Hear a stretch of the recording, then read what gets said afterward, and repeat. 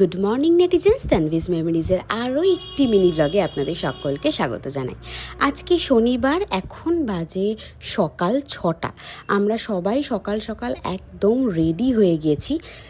আজকে যাচ্ছি একটা স্বপ্ন পূরণ করতে। অলরেডি আমাদের কিছু স্বপ্ন পূরণ হয়েছে, সেগুলোর জন্যেই যাওয়া আজকের স্বপ্ন পূরণ করতে। তো যাই হোক, আপাতত ছোটু ওখানে বসে টিকিট কাটছে আমরা যেখানে যাব সেখানে যাওয়ার জন্য। অ্যান্ড এখন আমরা চলে এসেছি মোটামুটি দমদম স্টেশনে। এখান থেকে আমরা ট্রেন ধরবো, আর আমাদের আজকের গন্তব্য হলো নৈহাটি। এখন আমরা অলরেডি ট্রেনে উঠে পড়েছি।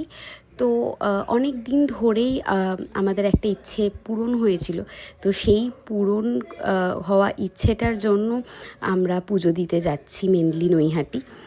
তো এখন আমরা অলরেডি নৈহাটিতে নেমে গেছি, আর এখান থেকে উঠে পড়েছি টোটোতে। তো টোটো করে আমরা মন্দিরের সামনে অবধি যাব। পুজোর সময় যেহেতু মা আর ছোটু এখানে এসেছিল আমার বাড়িতে, তো সেই জন্য আমরা ঠিক করলাম যে আমরা 4 জন মিলেই চলে যাব। এই বেলা একটুখানি মায়ের দর্শন করে আসব এবং আমাদের স্বপ্ন পূরণ হওয়ার জন্য একটু পুজোও দিয়ে আসব। তো ফাইনালি আমরা অনেক বড় লাইন পেরিয়ে হাতে পুজোর ডালা নিয়ে পৌঁছে গেলাম মায়ের দর্শন করতে। তোমরা অবশ্যই বুঝতে পারছো আমরা কোথায় এসেছি নৈহাটিতে বড় মার দর্শন করতে। আজকে যেহেতু শনিবার ছিল, তাই বড়মার মন্দিরে বিশাল বড় লাইন পড়েছিল। অলমোস্ট ঘাট পর্যন্ত লাইনটা চলে গেছিলো, এবং ঘাটের পাশ দিয়ে একটা রাস্তা আছে গলিতে, সেই গলি পর্যন্ত চলে গেছিলো। আমরা সেখান থেকে লাইন দিয়েছিলাম এবং লাইন দিয়ে মন্দির অবধি গেছি।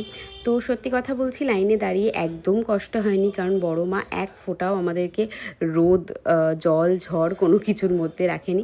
একটা বেশ মেঘলা আবহাওয়া ছিল, আমরা খুব ভালোভাবে লাইনে দাঁড়াতে পেরেছি।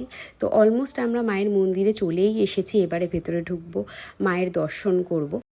আজ এখানে মায়ের কাছে এসেছিলাম তার কারণ মাকে একজোড়া পায়ের নূপুর দেব বলে। তো এই নূপুরটা আমি মায়ের জন্য কিনেছিলাম, অনেক দিন হয়ে গেছে। আমাদের একটা মনের ইচ্ছে মা পূরণ করেছিল, তাই মাকে এই নূপুরটা আমরা দিতে চেয়েছিলাম। তো সেটা দেব বলেই আজকে আমরা সেখানে গেছিলাম। নূপুরের ভিডিওটা একদম করে রাখতে ভুলে গেছি। তো যাই হোক, এই মুহূর্তে আমরা মায়ের দর্শন করছি, এবং সত্যি কথা মায়ের দর্শন করে মনটা একদম ভরে গেল। এত সুন্দর লাগছে আজকে মাকে, যে মানে বলে বোঝাতে পারবো না। আমরা খুব সুন্দর করে পুজো দিয়েছি, এখানে লাইনে কোনো অসুবিধা হয়নি। মন্দির যারা কর্তৃপক্ষ আছে তারা ভীষণ ভালোভাবে আমাদেরকে সুব্যবস্থা দিয়েছে। তো যাই হোক, সবাইকে বলবো সবাই অবশ্যই এসে মায়ের পুজো দেবেন, খুব ভালো লাগবে এখানে দর্শন করতে এসে। এখানে মায়ের দর্শন হয়ে যাওয়ার পর আমাদের প্রচুর খিদে পেয়েছিল, এবং তখন আমরা গেছিলাম একটা দোকানে গিয়ে একটু হিঙের কচুরি এইসব খেয়েছি। খেয়ে দেন তারপরে আমরা ওখান থেকে বেরিয়ে এসেছি। এই বছরের দুর্গাপূজাটা যেন একদম কমপ্লিট হলো মায়ের দর্শন করার পর।